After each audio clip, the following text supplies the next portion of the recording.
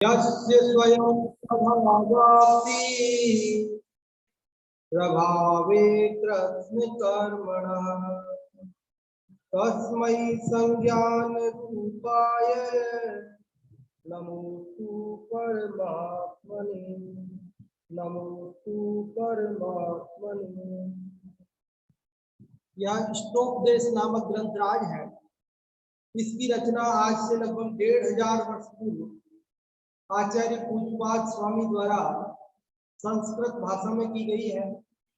मात्र 51 श्लोकों का यह ग्रंथ है और जिसमें 31 हम पढ़ चुके हैं। केवल 20 ही श्लोक अभी अपने को पढ़ना शेष है। मैं 32वां श्लोक आज अपन पढ़ेंगे। आज अक्षय तृतीया का भी पावन दिवस है।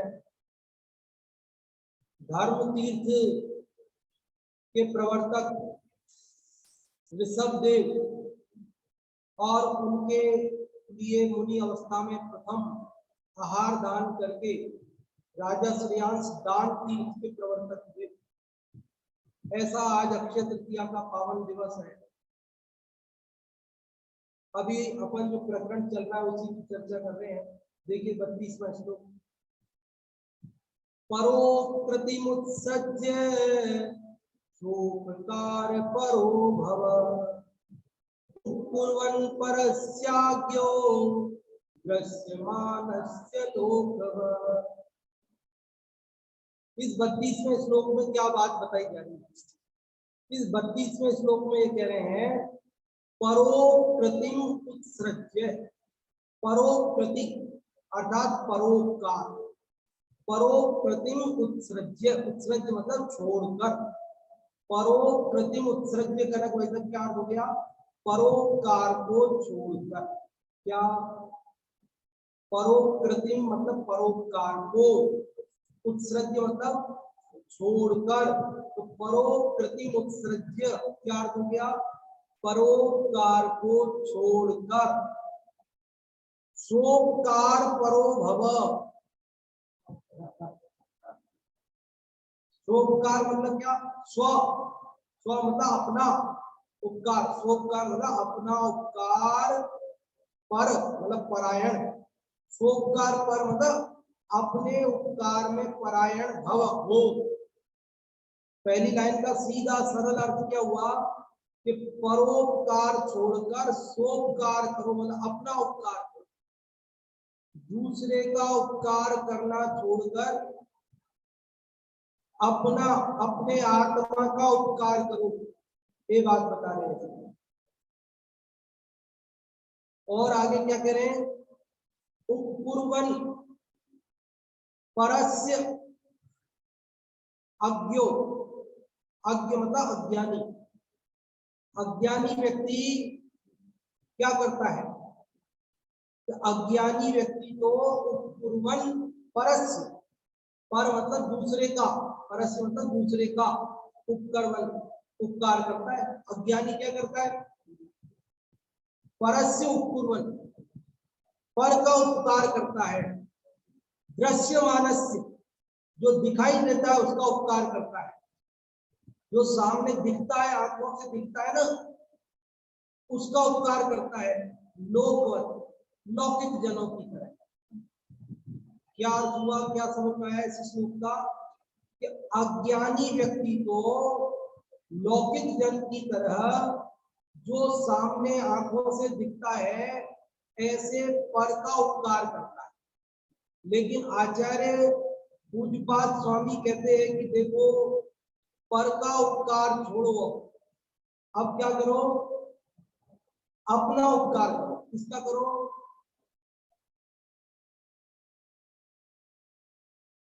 जब श्रीमद राजचंद्र से ये बात पूछी थी कि आपका ये देह इतना सूक्ष्म है, हड्डी हड्डी दिख रही है, आप जरा इस पर ध्यान क्यों नहीं देते? तो उन्होंने क्या जवाब दिया कि मैंने अनादि से आज तक अनंत जन्मों में इस पर का, देह का उपकार किया। किसी को खिलाया, पिलाया, संवारा, साज समाज सब इसकी की। सारा उपयोग का पानी इसी को दिया, इसी को हरा भरा किया, लेकिन मैंने अपने आत्मा में, आत्मा रूपी बगीचे में अपने उपयोग का पानी नहीं दिया, अपने आत्मा की सार संभाल नहीं की, उसका भला नहीं किया, तो वो सूख गया था। तो मैंने ये निश्चित किया है कि इस भाव में तो मैं अपने आत्मा के बगीचे में ही पानी दूंगा, अपने आत्मा का ही उपकार करूंगा, उसी को सार संभाल करूंगा। तो मेरा आत्मा का बगीचा अब हरा भरा है। और पानी तो इतना ही है ना, एक जगह दे सकते, इसलिए ये जो शरीर है, जो पर है, इसका उपकार मैं अब नहीं कर सकता, इसलिए ये हरा भरा नहीं है, ये सूख गया है, मैं क्या करूं? समझ में आती है बात? पर का उपकार छोड़ने की बात, यहाँ दया छोड़ने की बात नहीं है वास्तव में। परोपकार छोड़कर अपना उपकार करो में हमारा दिमाग क्या जाता है कि भूखे को रोटी मत दो, प्यासे को पानी मत पिलाओ, बस खुद ही पी लो, खुद ही खा लो, खुद ही घर बना लो और खुद ही जोड़ लो। ये यहाँ नहीं कहना चाहते। समझ में आई बात? यदि हम ऐसा करते हैं तो हम लौकिक जन भी श्रेष्ठ लौकिक जन नहीं। क्या कहा? अरे जो व्यक्ति अपना पेट भरे, अपनी तिजोरी भरे और भूखे प्यासे को पानी अन्न की व्यवस्था न करे, वह तो निकृष्ट है, वो तो नैतिक व्यक्ति भी नहीं है, वो तो अनैतिक व्यक्ति है। इसलिए उस परोपकार को छोड़ने की बात यहाँ नहीं है। यहाँ कौन से परोपकार को छोड़ने की बात है? परोपकार मतलब, पर मतलब ये देह,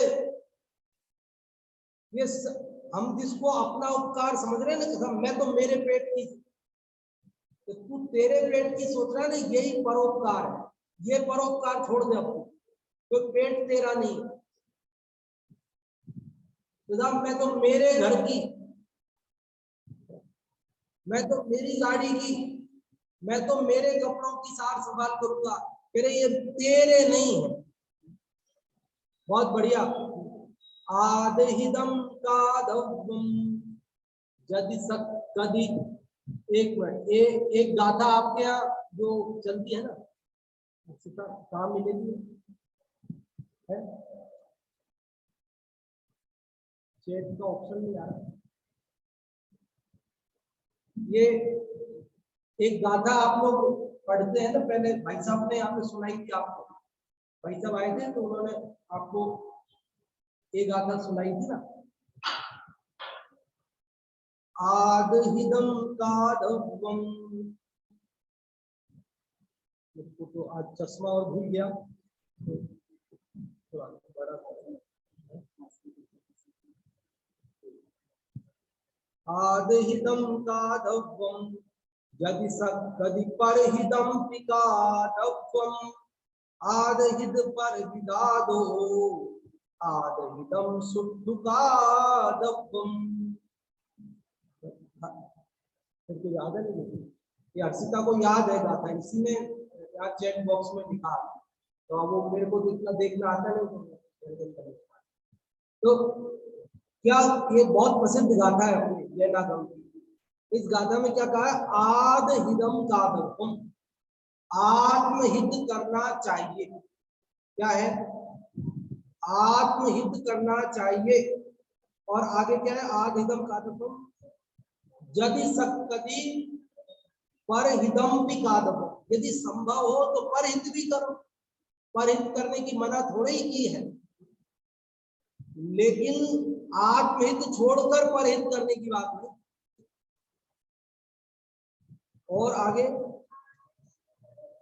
आदहित परहिदादो, लेकिन आत्महित और परहित में से आदहिदम शुद्ध कादव्यम, आत्महित भली भांति करना चाहिए।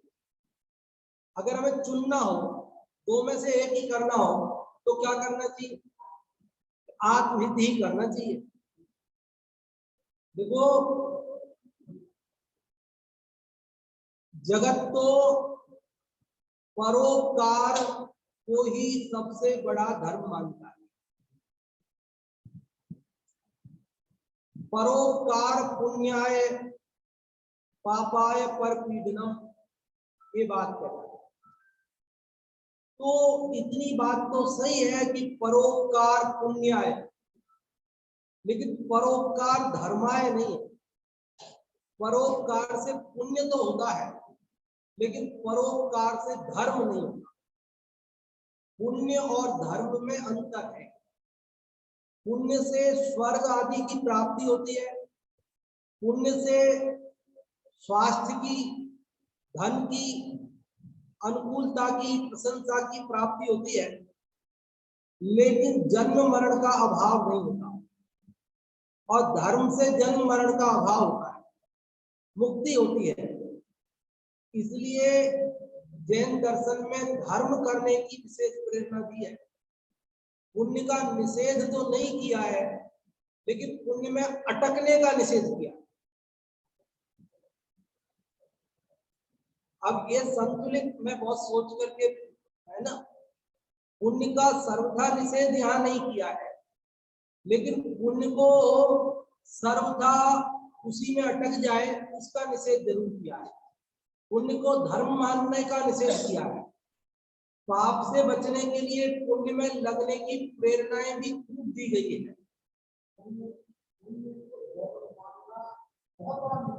हाँ, लेकिन पुण्य को धर्म मानना तो मिथ्यात्व कहकर महापाप कहा है, लेकिन पाप से बचने के लिए पुण्य में रहने की प्रेरणा दी थी। तो ये संतुलित अपने को समझना है। कोई तो उसको पुण्य को धर्म ही मानकर बैठ जाता है, बस यही करने लायक है, इसी से आत्मा का भला होता है, यही करते करते मुक्ति हो जाएगी, तो वो भी मिथ्या मानता है। और जो ये मानता है कि नहीं, पुण्य तो सर्वथा है और धर्म में तो प्रवेश करता नहीं और पुण्य को भी छोड़ देता है, पाप कार्यों में प्रवृत्ता है, तो वो भी समझदार नहीं कहा जा सकता है। इसी ग्रंथ में पहले कहा था, भैया अगर ऐसे करोगे तो क्या होगा कि दुर्गतियों में, नरक आदि में जाओगे। तो इसलिए पुण्य को धर्म मानना नहीं और पाप से बचने के लिए पुण्य में, वो अपन तो सूत्र वाक्य रोज ही बोलते हैं, अशुभ में जाना नहीं और शुभ में अटकना नहीं और शुद्ध से भटकना। ये पूरे जिनागम का सार है। अशुभ में तो जाना नहीं है हमें, और शुभ में हम आए तो हैं पर वहां अटके नहीं रहना है, वहां से जल्दी से वो भी छोड़ करके और शुद्ध में अपने आत्मा के स्वरूप में रमना है। वही धर्म है, वही मुक्ति का उपाय है, वही सुखी होने का उपाय है। तो यहाँ इस 32वें श्लोक में भी यह बात आचार्य पूज्यपाद स्वामी कहते हैं। क्या कहते हैं? परोकृतिमुत्सृज्य सोपकार परो भव, उपकुर्वन् परस्याज्ञो दृश्यमानस्य लोकवत्। अज्ञानी लोक की तरह, लौकिक जन की तरह, दृश्यमानस्य परस्य उपकुर्वन्, दिखाई देने वाले पर का उपकार करता है। लेकिन आचार्य पूज्यपाद स्वामी कहते हैं, भैया परोकृतिमुत्सृज्य, परोपकार छोड़ करके तुम सोपकार परो भव, अपने उपकार में लगो। तो पर का उपकार क्या है जिसकी यहाँ छोड़ने की बात की जा रही है, और स्व का उपकार क्या है, ये भी बात समझने की है। और अज्ञानी कौन है जिसको ये बात कह रहे हैं? तो अज्ञ कौन? कि जो पर और स्व का भेद ही नहीं जानता, पर और स्व का भेद ही नहीं जानता, वो अज्ञानी है। यहाँ पर दो चीजें हैं, अभी एक नहीं है। मैं यहाँ जो जिसको मैं बोल रहा हूं ना अभी वर्तमान में, वो मैं अकेला नहीं हूं। यहाँ शरीर भी है और आत्मा भी है, दो चीजें हैं। शरीर और आत्मा दोनों को मिलाकर के मैं बोल रहा हूं, इसलिए मैं अज्ञानी। और जो ये जान लेता है कि ये शरीर अलग है और मैं इससे भिन्न ज्ञानानंद स्वाभाविक जीव तत्व अलग हूं, वही ज्ञानी है। तो अज्ञानी तो क्या करता है, दोनों का भेद नहीं जानता। तो जो दिखाई दे रहा है ये काला गोरा, इसी का उपकार करता है, इसी को पानी पिलाता है। गर्मी पड़ रही है, हर आधा घंटे में, हर एक घंटे में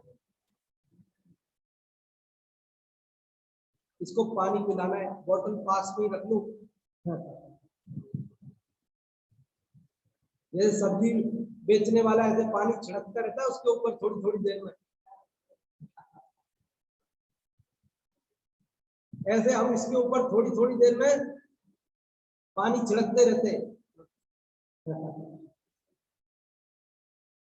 क्यों? क्योंकि हमने इस पर को ही मैं मान लिया। इसी के लिए पानी, इसी के लिए खाना, इसी के लिए पहनना, इसी के लिए आभूषण, इसी की छाया की व्यवस्था, इसी को गर्मी से बचाने की व्यवस्था, इसी के निरोग रखने, जन्म से लेकर मरण तक, सुबह से उठने से लेकर रात को सोने तक सारी व्यवस्था किसकी कर रहे हैं हम? जो दिख रहा है उसकी। इस आत्मा आंखों से दिखता है, यद्यपि वो अनुभूति से, स्वसंवेदन से प्रकट है, जानने में आता है, लेकिन आंखों से, इंद्रियों से जानने में नहीं आता। और हम क्या कर रहे हैं कि जो इंद्रियों से जानने में आ रहा है ना, ये शरीर, बस इसी की व्यवस्था में हम सुबह से लेकर, सुबह उठते तब से लेकर सोने तक इसकी व्यवस्था है ना भैया। हम तो नहीं व्यवस्था में लगते, हम तो दुकान पे चले जाते हैं, फिर भूख प्यास सब भूल जाते हैं, खूब मेहनत करते हैं, कड़ी मेहनत करते हैं पूरे दिन, कहाँ ध्यान देते, शरीर पे तो ध्यान ही नहीं देते। गंदा हो जाए तो हो जाए, जैसा हो जाए तो हो जाए, हम तो उसका ध्यान ही नहीं रखते, टिफिन ही भूल जाते कई बार, है क्या? वो जो कर रहे वो भी इसी की व्यवस्था है। भले 8 घंटे को कमाने में हम खाना भूल गए हो, पानी भूल गए हो, गंदे होने की परवाह नहीं की हो, लेकिन वो भी इसी के लिए है। वो कमाना भी किसके लिए है? इस शरीर की व्यवस्था के लिए। तो आचार्य पूज्यपाद स्वामी गुणभद्र देव 270 दिन तक चले ना दिमाग में, तो आगे गुणभद्र देव बीच में क्या कह रहे हैं आचार्य पूज्यपाद स्वामी? कह रहे परोकृतिम उत्सृज्य। भैया ये परोपकार छोड़, कौन सा परोपकार? वो गरीब आदमी पर परोपकार वाली बात याद नहीं है, ये शरीर का उपकार कर रहे हैं हम। सबसे नजदीकी पर तो यही है। इस पर को और इस स्व को, दोनों को अलग अलग जानने वाला ज्ञानी है, वो इसका उपकार छोड़कर इसका उपकार करता है। जो शरीर और आत्मा को एक मानता है वो अज्ञानी है, और वो इसी के उपकार में लगा है। तन उपजत अपनी उपज जान, तन नसत आप को नास मान। इस शरीर की उत्पत्ति में मेरी उत्पत्ति मानता हूँ, शरीर के नाश में मेरा नाश मानता हूँ। वजन घट गया तो मैं पतला हो गया, वजन बढ़ गया तो मैं मोटा हो गया, मैं धूप में काला हो गया, मैं गोरा हो गया, मैं स्वस्थ हूँ, मैं बीमार हो गया। ये सब मैं किसको मान रहा हूँ? पर के अनुसार अपने को मान रहा हूँ। तो इस श्लोक में क्या कह रहे हैं आचार्य पूज्यपाद स्वामी? जो पर का उपकार करता है वो अज्ञानी। क्या कह रहे हैं? जो पर का उपकार करता है वो अज्ञानी है, और जो अपना उपकार करता है वो श्लोक आता है ना एक, उत्तमा स्वात्म चिंता स्यात् आपको याद है शायद, आंटी जी को नहीं, किसमें आता है वो ध्यान आपको, अपने एक स्तोत्र में आता है, परमानंद स्तोत्र, कौन सा परमानंद स्तोत्र आता है भाई साहब, ये भी बहुत सुनाया करते हैं, आप लोगों ने सुना होगा उनसे। उत्तमा स्वात्म चिंता से, अपनी चिंता करना, अपनी आत्मा की चिंता करना, ये उत्तम चिंता, अपने आत्मा के भले की बात सोचना, ये उत्तम बात है। और देह चिंता च मध्यमा, जो अगर मेरे को ठीक याद हो, भूल हो गई तो समझ लेना। और अधमा काम चिंता स्याद, पर चिंता धमा धमा, पर की चिंता करना वो तो अधम में अधम है, अधम से भी अधम। वह 4 कैटेगरी में बांट कर बात की, लेकिन सार ये है कि अपने आत्मा के भले की सोचना, अपने आत्मा के कल्याण में लगना, ये सबसे उत्तम कार्य है। और अपने आत्मा के कल्याण के मार्ग को छोड़कर, वहां से उपयोग हटाकर और पर के कल्याण के मार्ग में लगना, ये मुक्ति मार्ग के बीच में लिए तो अधम कार्य है उसके लिए। देखो इसका अर्थ पढ़ देते, इसका पद्यानुवाद पढ़ देते।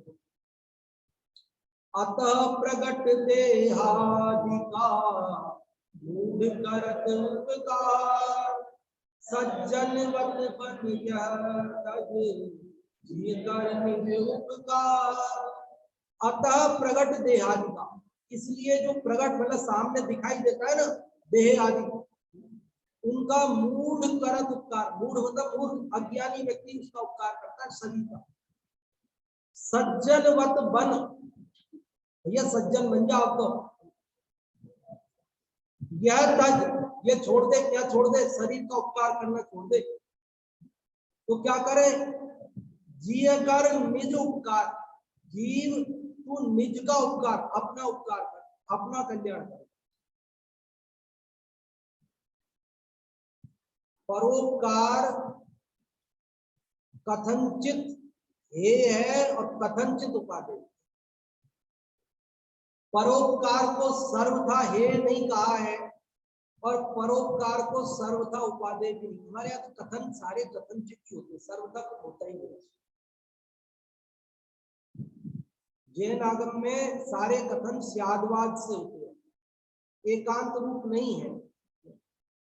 जो परोपकार को सर्वथा उपादेय मानकर सारा जीवन उसी में समर्पित कर देते हैं और अपने आत्म कल्याण में नहीं लगते हैं, उन्हें यहाँ इस 32वें श्लोक पर विशेष ध्यान देने की जरूरत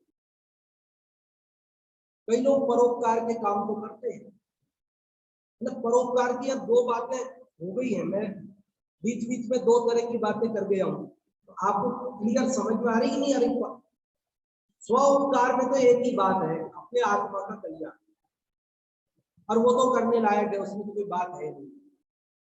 और परोपकार में यह 2 तरह का परोपकार है, और 2 तरह के परोपकार में से एक परोपकार तो छोड़ने की बात ही है, और दूसरा परोपकार भूमिकानुसार छोड़ने की बात है। एक परोपकार कौन सा, कि ये जो पर शरीर है, इस शरीर का उपकार करने में ही लगे हैं, और दूसरा परोपकार जो दीन दुखियों का, जो साधर्मियों का, धर्मात्माओं का, अन्य जिसका भी जहां जरूरत है, तो वो परोपकार कथनचित हे है, कथनचित उपादेय है।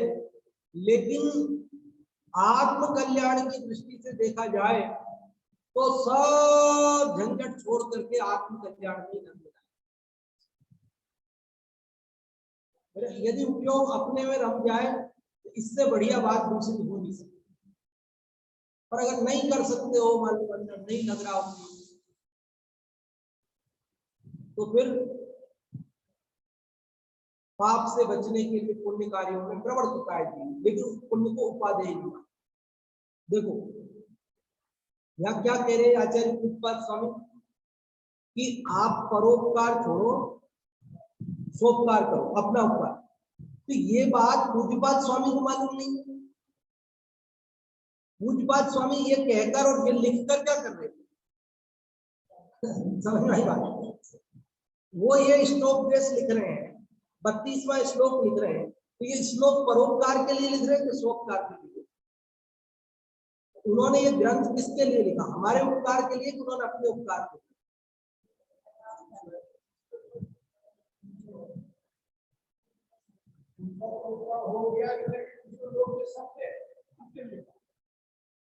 तो जब परोपकार छोड़ना ही है तो वे क्या परोपकार कर रहे हैं? हमें ये बता रहे, हमें बता करके हमारा उपकार कर रहे ना। अब ये सारे कथनचित ही कथन होंगे, सर्वथा तो हो नहीं सकता ना, सारा ओवरऑल कथन हो नहीं सकता, एक बार में एक ही बात आएगी। अरे उन्होंने परोपकार करना है तो ऐसा परोपकार करो, असली परोपकार, धोखे में नहीं रखा। हम परोपकार के नाम पर भी परोपकार, हम जानते ही नहीं उपकार किसको कहते हैं। हम परोपकार के नाम पे भी परोपकार नहीं करते, जीवों को उसी संसार में उलझने का मार्ग बताते परोपकार के नाम पर। परोपकार के नाम पर भी क्या बताते हम? परोपकार के नाम पर जीवों का क्या भला करते हैं, बुरा करते हैं? बोलो कि परोपकार के नाम पर भी हम जीवों को उलझाते हैं। कैसे उलझाते हैं? अरे भैया आप ऐसे किया करो, नौकरी से आ जाते हो, उसके बाद टाइम बचता है तो ओवर टाइम किया करो, कुछ और कर दिया करो। और भैया ये आप नंबर 1 का काम करते हो, अब नंबर 1 में टैक्स चुका करके माल खरीदते हो, टैक्स चुका के बेचते हो, कितने से पैसे बचते हैं? आजकल तो सब लोग ऐसे ही करते हैं, आप बिना बिल के ऐसे किया करो, बिना टैक्स चुकाए कर दिया करो, अच्छे पैसे बच जाते हैं। तो हमने उसका उपकार किया, ज्यादा कमाने का तरीका बताया, तो उपकार किया? क्या किया? परोपकार किया या अपकार किया? हमने उसका उपकार नहीं किया, बल्कि हमने क्या किया उसका, ऋषभ जी भाई साहब क्या किया हमने? उसको टैक्स चोरी का तरीका सिखा करके क्या किया हमने? उसका भला किया कि बुरा किया? उसका बुरा किया, और उल्टा उसको और उलझाकर हमने, हम परोपकार के नाम पर भी, अरे जो उपकार जानता ही नहीं है, जो आत्मा को पहचानता ही नहीं है, वो ना अपना भला कर सकता है ना दूसरे का भला कर सकता है। वो तो भले के नाम पर भी, भले के नाम पर भी ठगा जाता है, छला जाता है। क्या करे, भोला जीव है, धर्म के मार्ग में, लोक मार्ग में तो होशियार है, भोला जीव। तो साहब प्यासे को पानी तो पिलाना चाहिए ना। हाँ पिलाना भाई, मना कब कर रहे हैं, लेकिन बिना छना पानी पिलाएगा तो तेरा भी भला नहीं होगा और जिसको पिला रहा उसका भी भला नहीं। परोपकार करना ना, परोपकार करना तरीके से कर, परोपकार करना है कि किसी भूखे को भोजन कराना है तो शुद्ध भोजन कराना। दान तीर्थ के प्रवर्तक राजा श्रेयांश ने आहार दान किया तो पात्र को, उत्तम पात्र ऋषभदेव मुनिराज को आहार दान किया। उत्तम मन से सद्विचार, मतलब उत्साह पूर्वक शुद्ध वस्तु का पात्र को देना, वही वास्तव में दान है ना। ये थोड़ी कि कोई भी चीज, हिंसक चीज उठाई और किसी भी हिंसक को दे दी तो हो गया दान, ऐसे है।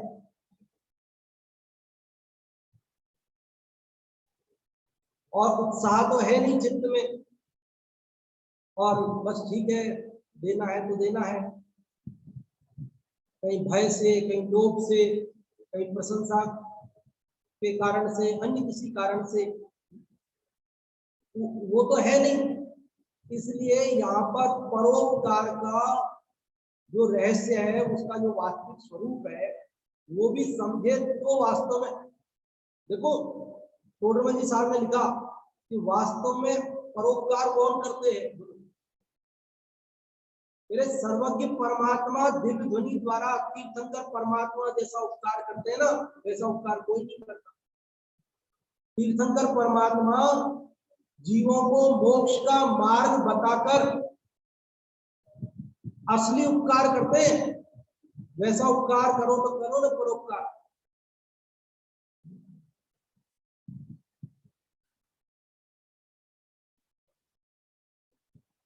क्योंकि पानी पिलाने से तो 1 घंटे की व्यवस्था होगी उसकी, 1 घंटे बाद फिर प्यास लगेगी, और भोजन कराने से कितनी देर की व्यवस्था होगी? 4 घंटे बाद फिर भूख लग जाएगी। और यदि कपड़ा दिया तो 6 महीने में तो फटेगा ना, वापस चाहिए। और पैसे दे दिए तब तो कितने दिन चलेंगे? 1 महीना 2 महीना का खर्चा निकाल देंगे, और क्या होगा? नहीं, पैसा कमाने का ही तरीका बता दें उसको, तो कमाने का तरीका सिखा दोगे तो कितने दिन काम चलेगा? इस जिंदगी भर चल जाएगा। मतलब ये तो बढ़िया तरीका, पूरी जिंदगी काम चल जाएगा। तो पूरी जिंदगी तो चल जाएगा, लेकिन यहाँ से आयु पूरी होकर जहां जाएगा वहां काम चलेगा। फिर वो पैसा कमाने का तरीका वहां काम आएगा। मान लो यहाँ से तिरंच में चला गया, वहां तो पैसे का व्यवहार, नरक में नहीं, देवगति में नहीं। तो फिर आगे भी हमें जरूरत नहीं पड़े किसी सहायता की, उसके लिए असली उपकार तो यही है ना कि उसे स्वपर का भेद ज्ञान करा देना, पर से भिन्न अपने आत्मा का ज्ञान करा देना। ये उसका असली उपकार है, जिसके कारण उसका भाव भ्रमण मिटता है, जिसके कारण उसका जन्म मरण मिटता है।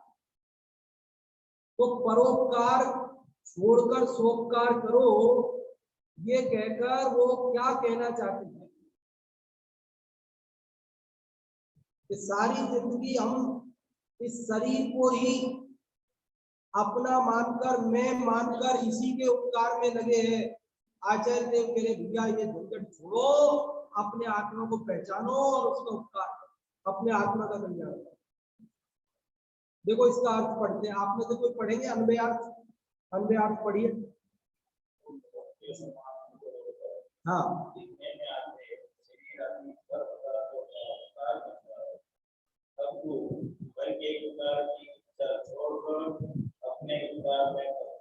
हाँ, पर के उपकार की इच्छा छोड़कर अपने उपकार में तत्पर हो। देखो सारे कथन अपेक्षा से, अब इस शरीर का उपकार, शरीर का कोई उपकार होता है? शरीर का उपकार कोई कर सकता है? होता है कोई उपकार? शरीर का भी कोई भला और बुरा कुछ होता है? अरे तो खुदगल से रचित है, पूर्ण गलन इसका स्वभाव है, परिणमन होना, मोटा पतला होना, ये सब उसका स्वभाव है। अब वो मोटा हो गया तो हमने क्या उपकार कर दिया उसको?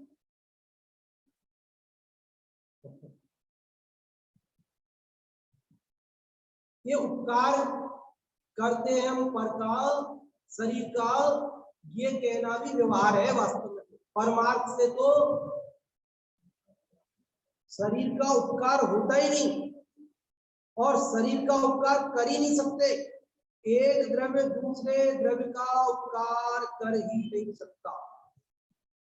एक द्रव्य दूसरे द्रव्य का कुछ कर सकता है, और दूसरे का भी जो उपकार करने का भाव है वो भी आता है, ज्ञानियों को भी आता है, पर वे जानते हैं कि हमारे करने से कुछ होता नहीं है।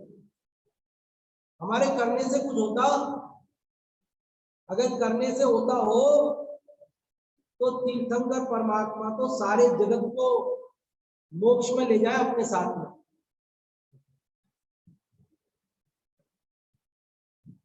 सारे जगत के कल्याण का मार्ग बताते हैं तो 18 महाभाषा और 700 लघु भाषाओं में उनका उपदेश होता है कि सब जीव उनकी बात समझ करके मोक्ष मार्ग में लग जाए आत्मकल्याण करने। लेकिन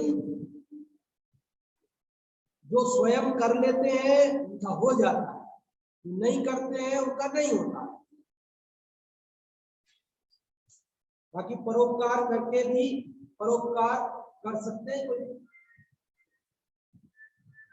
एक विकल्प आता है भूमिका अनुसार और उसकी पूर्ति करते हैं, लेकिन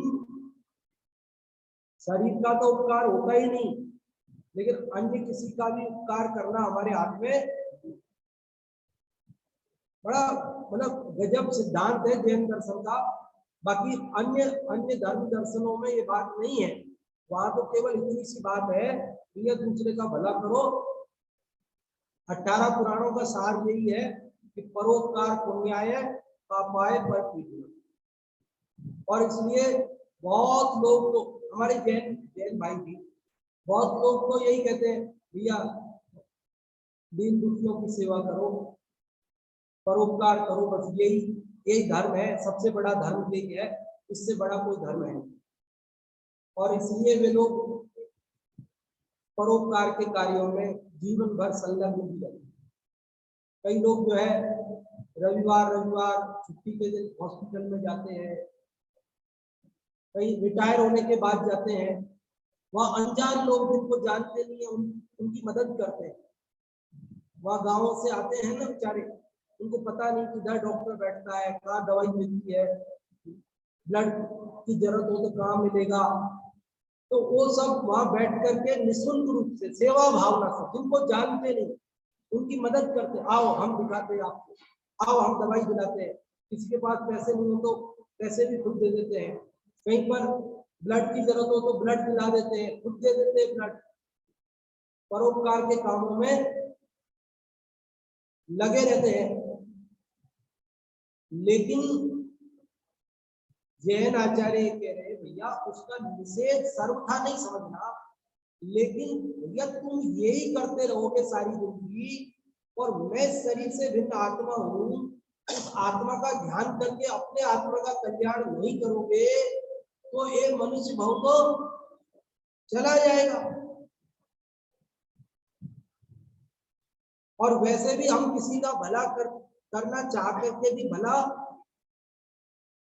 एक मुनिराज जंगल में ध्यान कर और वह ध्यान कर रहे और मान लीजिए एक हिरण को शेर मार के खा रहा है, तो क्या करें मुनिराज?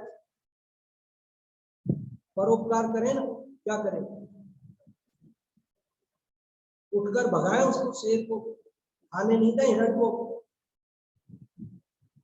और नहीं साहब शेर से थोड़ी मुकाबला कर सकते हैं, आपने उदाहरण शेर का दिया। अच्छा शेर नहीं खा, ठीक है, यूं समझो आप चिड़िया आई और चिड़िया चींटियों को खा रही है, तो क्या करें? कीड़े मकोड़ों को खाती है ना, तो चिड़िया को तो भगा सकते हैं ना मुनिराज, शेर से तो नहीं मुकाबला कर सकते पर चिड़िया से तो कर सकते। तो क्या करें? चिड़िया को उड़ाए वहां से ना है? मैं अपनी छत पे वो सुखा देते ना दाल वगैरह, अब मैं इधर बैठ के पढ़ रहा और उधर ध्यान भी, और उधर आके कबूतर खाने लगा, मैं उसको भगाया, आके पढ़ने लगा, फिर वापस आ गया, फिर वापस भगाया, वापस आ गया। अब मैं तो पढ़ ही नहीं सकता ना, या तो पढ़ लूं या तो फिर उसको भगा दूं। हम तो एक ही हो सकता है, वो तो बार बार आ जाता है। तो मुनिराज को भी ऐसे बार बार चिड़िया को उड़ाएंगे तो ध्यान कब करेंगे?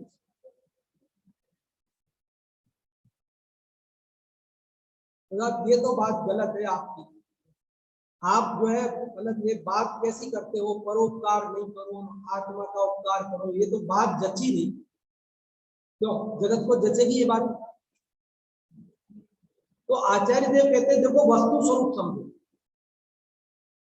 वस्तु के स्वरूप में अन्याय है ही नहीं। जगत में वो चिड़िया मकोड़े को खा रही है, वो शेर हिरण को खा रहा है, तो आपको लग रहा है ये अन्याय हो रहा है, लेकिन ये अन्याय नहीं हो रहा, वास्तव में अन्याय हो रहा है क्या?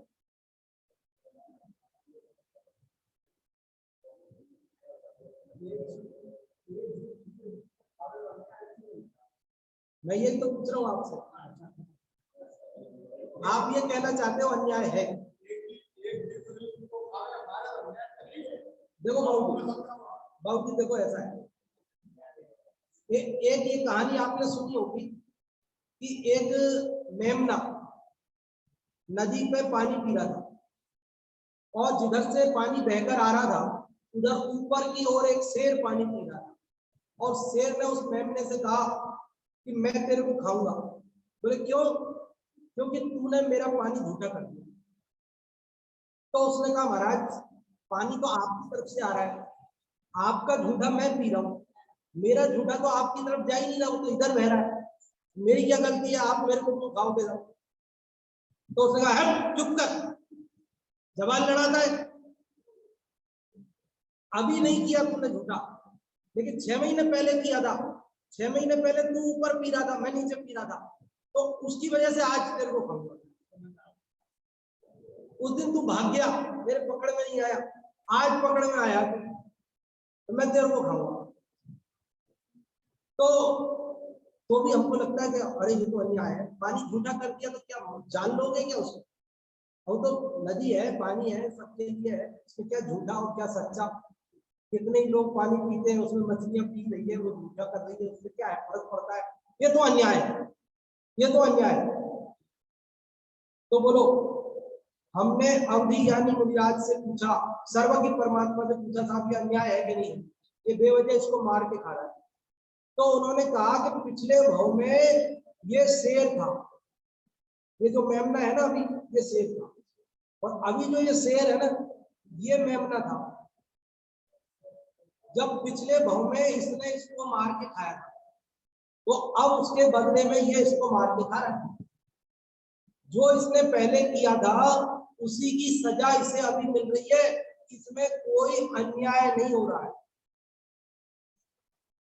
अभी बात कुछ समझना भारी है, ये सरल बात नहीं है। और एक सेकंड में, जैसे आज आपने इतना सुन लिया और आपको पूरी बात समझ में आ गई, ऐसा नहीं है। तो मैं भी अभी पूरी बात नहीं कह पाया आपसे, कुछ समय तो हो गया है, हो रहा है, 1 मिनट बची है, तो मैं अभी ज्यादा खुलासा भी नहीं कर पाऊंगा।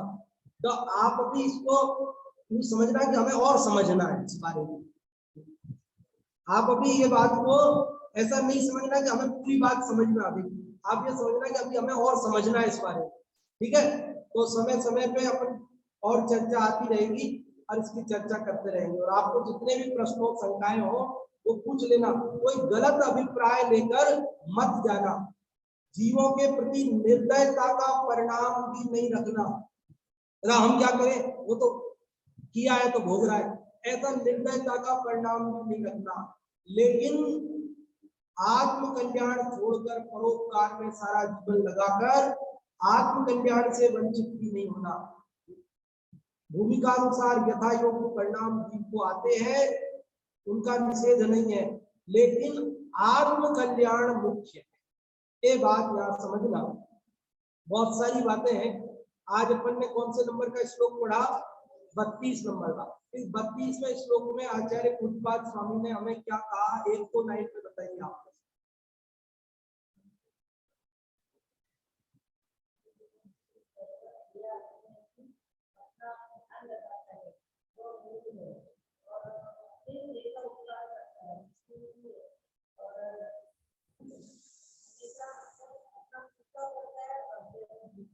हाँ, अज्ञानी देह का उपकार, पर का उपकार करता है, लेकिन तुम पर का उपकार, देह का उपकार छोड़कर अपना उपकार करो, अपने आत्मा का कल्याण करो। ये बात इस श्लोक में आचार्य पूज्यपाद स्वामी कह रहे हैं। आप और हम सभी देह से उपयोग हटाकर अपने आत्मा का कल्याण करें, इस मंगल भावना से बात को विराम देते हैं। अगले श्लोक की चर्चा कल करेंगे, और अभी ऑनलाइन में दूसरी कक्षा चलेगी, अपन दिलवाणी करें।